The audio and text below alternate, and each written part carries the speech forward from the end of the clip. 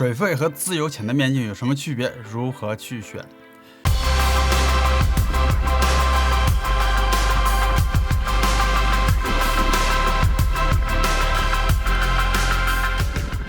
大家好，我是徐涛，欢迎来到我的频道海豚与兔子，我是海豚，你就是那只小兔子。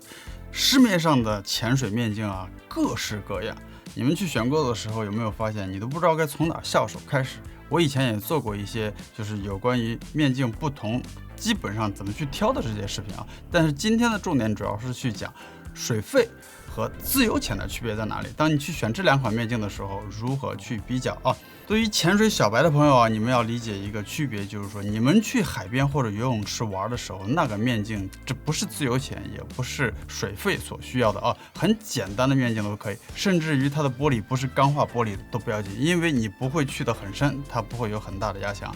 但是，一旦涉及到潜水、自由潜和水肺，那么它一定是要钢化玻璃的啊。你看我前几年用的这些面镜，所有的这些面镜上面它都会有英文有标识。你比如说这款面镜，我也是比较喜欢的，它上面就是写这个是 tempered， 对吧？然后呢，我以前用的另外一款，这个质量稍微差一点的，我已经不太用了，它上面也是写的是 tempered， 都是钢化玻璃。包括跟了我10年的这个面镜，这个是日本的一个牌子，你看它上面也写的是很清楚的，都是钢化玻璃。自由潜的我这一款面镜，它上面也有写，你看在这个拐角的地方也是钢化玻璃。包括我给孩子买的这一款呢，这个地方也有写，也是钢化玻璃。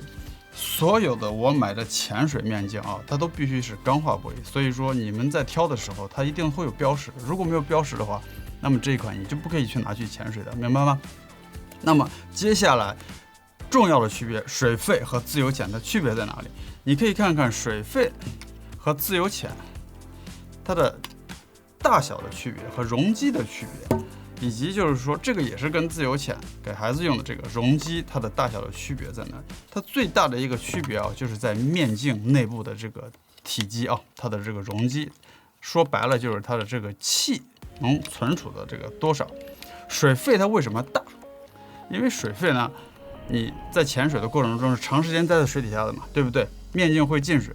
你们以前上课的时候，或者你要去上课，老师也都会教你，如果你的面镜进水了，怎么样呢？扶着面镜的上面，用鼻子吐气，把里面的气又把水顶出去，对不对？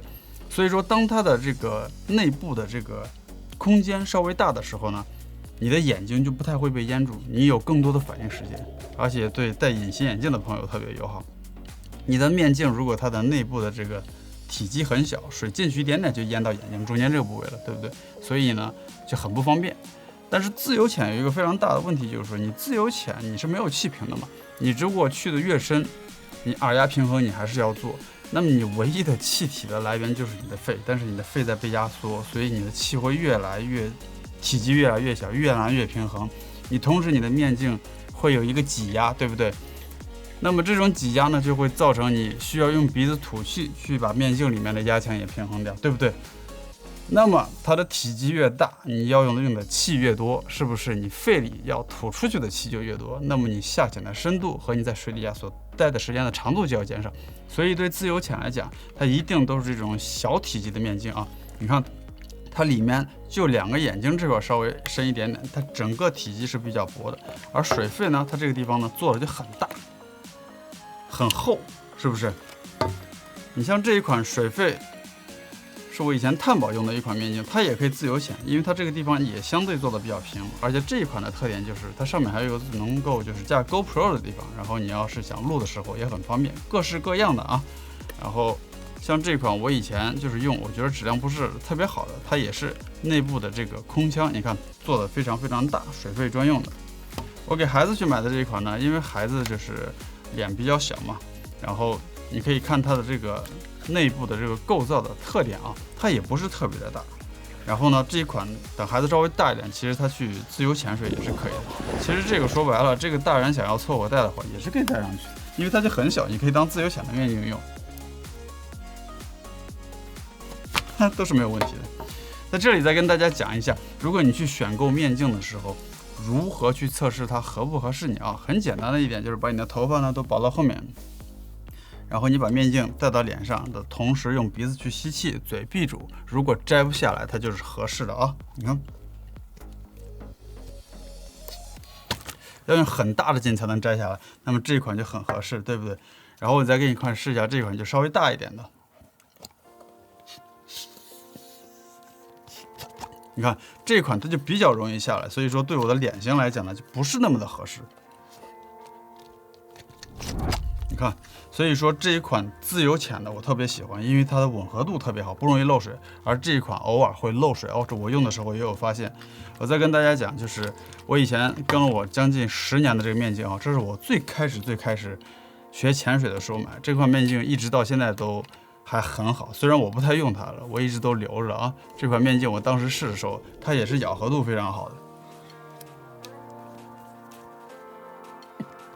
你看。有泡的一声，就说明你吸住以后，模拟的是在水底下那个压强嘛，对不对？所以它就很难的，就是漏水进去，所以它在水底下这个防漏的效果也是非常好的啊。还有就是大家在选购面镜的时候，有各式样颜色的啊。现在的面镜就是有什么黄的、紫的，乱七八糟颜色都有，其实都无所谓，只要它不透光就行。还有那种透明边的，我就不是很建议。为什么透明边的我不建议呢？主要是因为旁边如果阳光从侧面打过来的时候，它会造成一定的眩光啊，你的眼睛的侧面会有那个白的感觉，就是很刺眼。所以最好就是全颜色，黑色的最好了，你就集中精力只看了前面。所以我不太推荐那种透明的啊。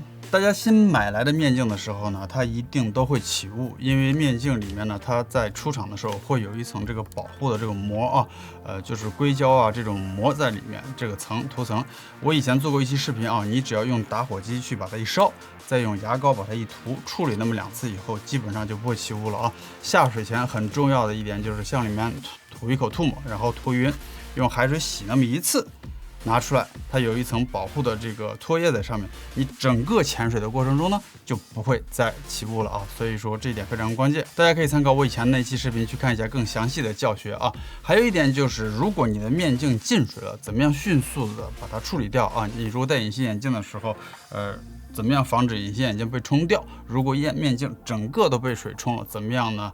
不慌张的在水底下把它处理完啊，因为你水肺潜水的话，不可能因为这个出问题，你突然就上去嘛。所以呢，我把以前的这个教学视频链接放在这里，方便大家去参考啊。大家看我潜水这10来年呢，我面镜也买了不少啊，跟脚蹼一样，平均2年买一个，差不多，其实都没有坏，这些面镜都可以用，只是觉得它又出了新款，或者有一些别的特殊的用途啊，买一些就是不同的感觉一下。我用的最多的其实还是这一款，就是自由潜的了。我鱼类经常用，然后我水肺的时候也经常去用它，从来都不漏水，也不起雾，特别好用。如果我要下去录像的话，我就会去带这一款，它上面可以把 GoPro 架在这里，你只要用手量好它的角度是直对着，然后往前倾一点，然后你看的地方，它基本上就是录着你要去看的那个位置，就没有错了啊，都是有一定技巧的。所以这些面镜用了这么多年的这些心得啊，就分享给大家。希望大家在选购的时候知道你主要去做的是什么运动啊。自由潜，那么你就要去买小容积的这个面镜呢，它是越小越好，尤其是这个框架啊和它的这个深度，你比在脸上的时候，你明显感觉比你的脸小，那个就对了。